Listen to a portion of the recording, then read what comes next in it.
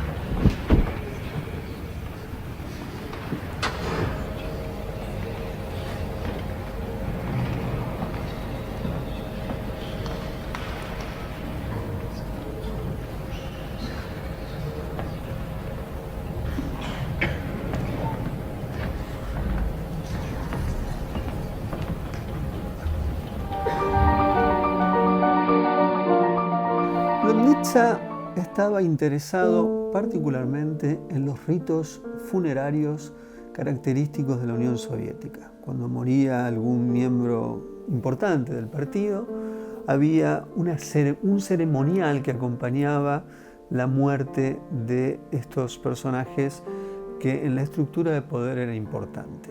Esa era su primera idea. A medida que fue avanzando, se encuentra con un material de archivo extraordinario y desconocido, no todo, pero gran parte del mismo, sobre la muerte del propio Stalin. 5 de marzo de 1953, Stalin muere, una hemorragia cerebral, lógicamente fue envenenado, pero no le interesa la situación policial o la conspiración dentro de la misma estructura máxima del poder soviético, sino le interesa la reacción de un pueblo frente a un tirano, porque lo era, pero que no era visto como tal. En parte porque, esta es la hipótesis de Lotnitsa, la eficacia de la propaganda y del adoctrinamiento era inmenso, es decir, de alguna manera modulaba el alma del pueblo. Quizás esta es una lectura, la de Lotnitsa, un poco mezquina, en tanto que cuando uno confronta con las imágenes o con los planos que van a constituir su retrato sobre ese momento, uno no puede solamente adscribirle a esos hombres y mujeres a lo largo y lo ancho y del vasto territorio soviético que solamente están respondiendo a esta, digamos, casi automáticamente al adoctrinamiento. Uno podría decir, en principio, que el recuerdo de la Segunda Guerra Mundial todavía seguía presente. Hay que tener en cuenta que en ese sentido, por más que hay grandes discusiones en torno a realmente cuál era la capacidad estratégica militar en el sentido de estadista y en el sentido de estratega castrense por parte de Stalin, en la representación del pueblo había sido importante para detener a los nazis, primero en Leningrado, el Ejército Rojo, en Berlín posteriormente, destituyendo a nada más y nada menos que a Hitler. Es decir que ese es uno de los elementos. Pero otro elemento que uno podría pensar es que la memoria aún de lo que había sido la revolución, más allá de la representación de esta en el líder, era de alguna forma una conquista.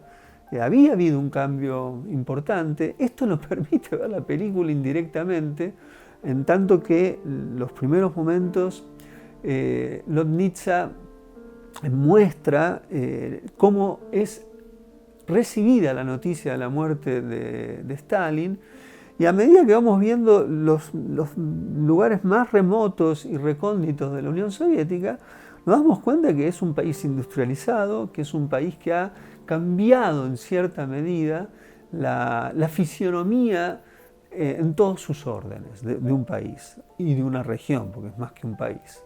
Esto se ve también indirectamente. Entonces también habría que pensar esa especie de bloque humano compungido frente a la noticia del líder como un fenómeno bastante más complejo que el mero hecho de estar respondiendo casi atávicamente a la muerte de un líder por un adoctrinamiento y por la mera propaganda, que sin duda existe, y eso se ve también en la película. Lotnitsa trabaja sobre esto. Primero, la muerte del líder. Eso es lo primero que se ve. Posteriormente, digamos, el líder muerto, ¿no? Es decir, el propio Stalin que yace muerto. A partir de ahí es la transmisión de la noticia. Después de la transmisión de la noticia es cómo desde todos los lados, o a medida de lo posible, de todos los lugares de la Unión Soviética, se acercan hacia Moscú para despedirle al líder. Luego la despedida en sí y posteriormente los honores, los discursos en torno a su muerte. Esto es lo que la película va a suscitar a lo largo de su estructura. Es una estructura que está pensada por gestos, el sacarse los sombreros, los rostros compungidos, las masas que se reúnen en torno a la noticia y luego a despedirlo, los ritos, es decir, un gran rito de una nación y algo más que una nación, el bloque soviético. La película es notable porque los archivos son extraordinarios, realmente son extraordinarios. Hay momentos que uno ve un mar, un océano de rostros a la espera de poder llegar a ver un solo rostro, un solo cuerpo sin vida. Y eso es verdaderamente esplendoroso y al mismo tiempo que está ese esplendor que puede generar la muchedumbre o la multitud reunidas por algo, al mismo tiempo de eso es un enigma, un asombro, porque ¿cómo puede ser, sabiendo, o al menos existían también los rumores, de lo que Stalin estaba haciendo, más de 27 millones de víctimas, 19 millones también casi empujados al hambre, ¿cómo era posible que esto sucediera? Hay algo hay momentos que se puede ver la propaganda, cómo funciona, los altavoces, en todas las plazas, en todos los lugares públicos de la vasta región soviética, el altavoz como una voz que casi hasta remite al chiste de Hinkler de Chaplin en El Gran Dictador, donde una voz de la nada aparecía ubicuamente y daba órdenes. No llega a ser así, pero la voz del partido está presente, es ubicua, está en todos lados. Lo otro es la cantidad de elementos que también se ven en las ficciones soviéticas de la época, los constantes cuadros o la figura pública de Stalin en todos los lugares. Entonces, en ese sentido, ahí uno puede ver la pregnancia de un procedimiento pedagógico, didáctico, doctrinario, si se quiere pensar así.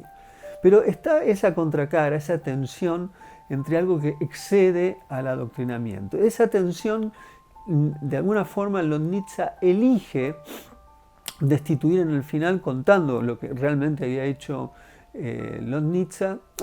Stalin, y en este sentido es verdaderamente atroz el momento en el cual esa suerte de hechizo que generan las imágenes es contrarrestado con esta información. Para gente que, como yo, que ya tiene unos años, que lo que estoy contando es parte de su propia historia, porque yo llegué personalmente incluso a estar en la Unión Soviética a principios de los 90, es lógico porque uno sabe más o menos cómo fue. Pero me imagino a alguien que tiene 20, 25 años, no ha leído mucho sobre la historia del siglo XX y se encuentra con estas imágenes. Y posteriormente viene esa información. Es realmente una disociación cognitiva entre lo visto y lo que se lee. Y eso es lo extraordinario que tiene también la película.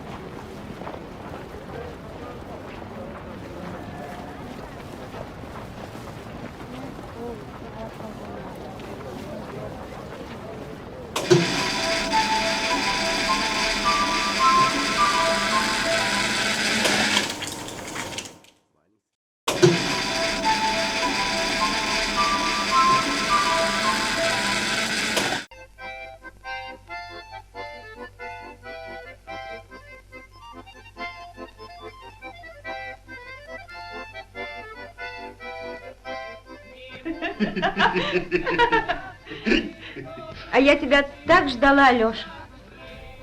Querido y lejano amigo, he recibido su carta. Aquí todo va de bien en mejor. El bien común de los trabajadores aumenta día a día. El proletariado mundial acumula una inmensa herencia en forma de socialismo. Todos los días crecen jardines, las nuevas viviendas se van poblando y las máquinas inventadas funcionan con velocidad. Los hombres también crecen distintos y bellos. Solo yo sigo siendo el de siempre porque nací hace mucho y aún no he logrado perder el hábito de ser yo mismo. Dentro de unos 5 o 6 años habremos reunido una inmensa cantidad de cereales y toda clase de comodidades culturales, y los 1.000 millones de trabajadores de las otras 5/6 partes del mundo podrán venir con sus familias a instalarse para siempre y el capitalismo quedará desierto si así no se produce una revolución. Preste atención al océano. Tú vives en la costa y a veces navegan por allí barcos soviéticos. Somos nosotros. Saludos. Esta es una hermosa carta que está en un libro magnífico de Andrei Platonov, alguien que también tuvo problemas terribles, no solamente para publicar, sino para vivir, durante el stalinismo, uno de los grandes escritores, con Grossman, que fueron amigos, un libro que lo recomiendo enfáticamente, además de hablar de cine, a veces podemos hablar de libros, que es Moscú Feliz. Digo esto porque esto también nos permite considerar justamente aquellas imágenes que se ven en el documental de Notnitsa, esas masas, esa multitud reunida en torno a un líder.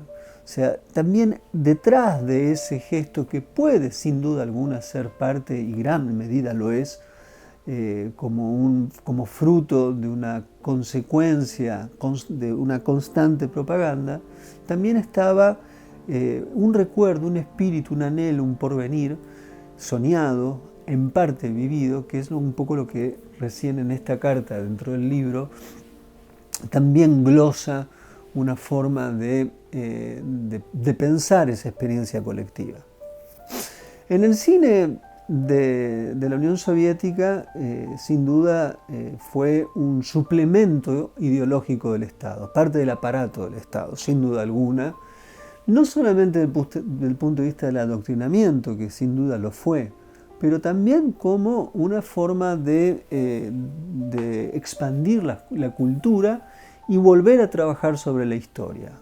Así como el cine americano, sobre todo desde el nacimiento de Una nación de Griffiths, fue y sigue siendo en parte una extensión de cómo la nación fue ideada, soñada y desplegada, también gran parte del cine soviético funcionó como un suplemento de restaurar la vieja proeza de iniciar o inaugurar una etapa nueva de toda la historia, sino que además fueron apuntalamientos de ese gran acontecimiento y ese gran proyecto colectivo llamado comunismo. Eso también está. Y esto se ve a lo largo del cine de la Unión Soviética, desde los inicios de la Unión Soviética. Hay una especie de revival de la figura de Stalin, y hay una película reciente, a mi juicio un misterioso caso de comedia, entre comillas, fallida, ¿no? Es una comedia seria, una especie de oxímoron. Se trata de la muerte de Stalin. Justamente es el mismo periodo, es interesante ver la película de Notnitsa con la muerte de Stalin, porque funciona como un negativo, desde la ficción, de la no ficción y de los entretelones más cercanos a esa monumental expresión que vemos en la película La muerte de Estado. En el film de Iannucci hay una escena que es del 2017, hay una escena muy particular. Ya ha muerto Stalin y va Beria con su gente justamente a limpiar donde vivía el líder. Se lo ve a los hijos, a los sirvientes, incluso a los militares cercanos. Van a eliminar lo máximo que pueda todo tipo de prueba que pueda incriminar a Beria y las sospechas que ya existían respecto de su figura.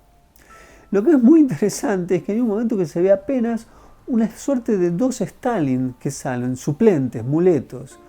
Y esto es importante. Quizás es un homenaje a Gelovani, que fue, Nikita Gelovani fue el personaje, Mikhail Gelovani fue el personaje que interpretó, el actor que interpretó por más de 14 veces al propio Stalin. Es más, no se sabía muy bien si Stalin era Gelovani o viceversa. Eran casi una suerte de gemelo de ficción no ficción, algo por el estilo. Y entonces está esa escena, quizás es un homenaje, quizás no, pero nos permite pensar cómo fue representado Stalin en el cine.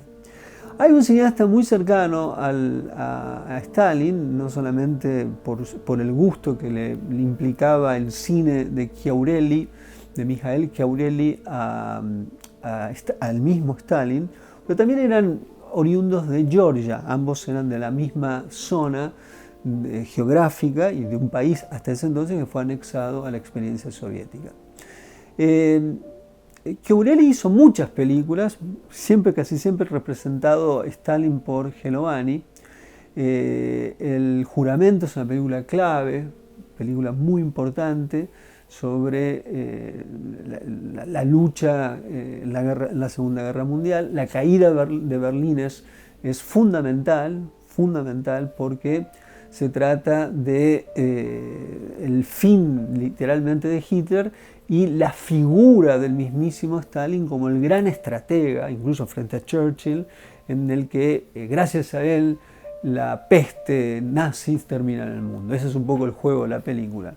Es genial porque no solamente la figura de Stalin funciona desde ese lugar, es representado así, sino también es como una especie de padre benevolente de la nación o del Estado o de la experiencia general del comunismo, en el que no solamente tiene tiempo para ser un estratega, hay un momento que es extraordinario, llega en un avión, es como si literalmente estuviese arribando desde el cielo una deidad, llega, festejan que efectivamente se ha derrotado el enemigo, a los nazis, y tiene hasta tiempo de una pareja que está desde el inicio narrativamente ligada al propio Stalin, tiene tiempo incluso hasta casi de funcionar como un celestino o como un juez que les dice, bueno, ahora falta que diga, bese a la novia.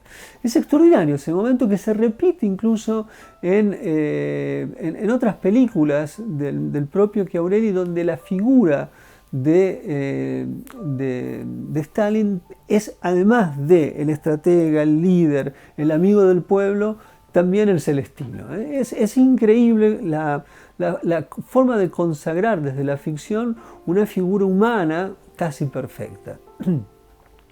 Lógicamente esa es una parte del cine soviético, pero es muy importante del 30 al 53 esa construcción de la figura del líder. El culto a la personalidad, dirá Khrushchev, que lo acompañaba a Stalin, pero que 3 años después, el famoso escrito Informe Secreto, donde es una conferencia donde va a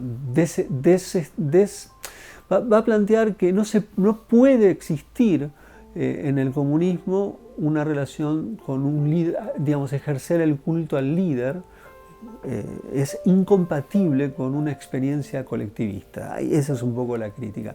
Algo que ya se había anticipado el gran crítico francés André Bazin, donde él escribe el mito de Stalin en el cine soviético. Él veía esta contradicción y este problema y la construcción desde la ficción de esta lectura sobre el líder. Hay muchas películas del periodo, hay 2 que me parecen son interesantes. Del 89 está un film que ya revisa el inicio del 30, con la figura de Stalin, que es la fiesta de Baltasar o la noche o una noche con Stalin, se llama así.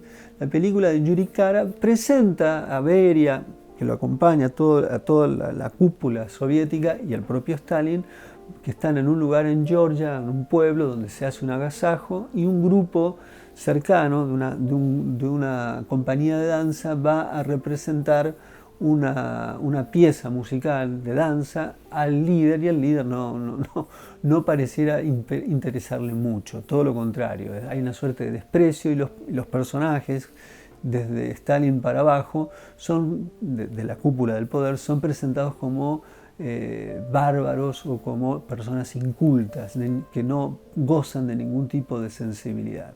Esa es una película importante, no muy conocida. Una película más importante es la de Eugeni Shevchenko, que es uno de los grandes poetas, justamente del 50 para acá, incluso un poeta que estuvo ligado a la figura de Gorbachev. En él hay sí una revisión desde la ficción con algunos materiales de archivos, los mismos que usa en parte Lotnitsa, un film que se llama El funeral de Stalin. Y es extraordinaria la película porque funciona como 2 modos de transición. Por un lado, la transición que implicó la muerte de Stalin, masas de personas que vuelven a no entender, pero al mismo tiempo la película trabaja sobre la sospecha, la intriga, el control, el amontonamiento de la vida soviética en aquel entonces, las condiciones precarias de vida. Eso también se ven los interiores y los exteriores, se ve el mito y la realidad. Ese es el modo que tiene de trabajar. Pero la película está hecha en los 90.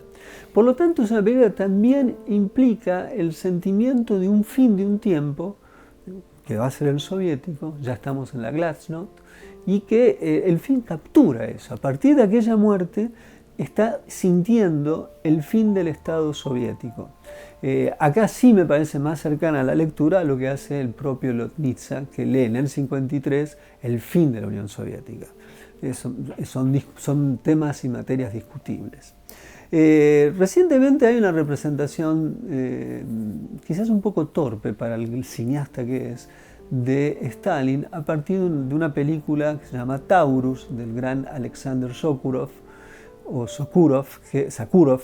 que justamente hay un momento que lo va a visitar a un moribundo Lenin, lo va a visitar Stalin y los trata como si fueran chicos traviesos y caprichosos. Hay una escena que da a entender claramente esta figuración de los personajes.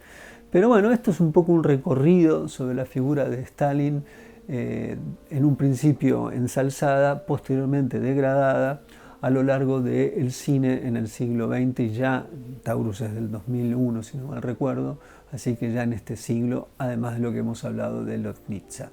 Y no nos podemos ir de otra manera que aquello que no sabía o no pudo, no entendía apreciar Stalin, nosotros sí podemos apreciar, que es el baile de esta compañía de Georgia, que bailan como los dioses, y si no, miren cómo lo hacen.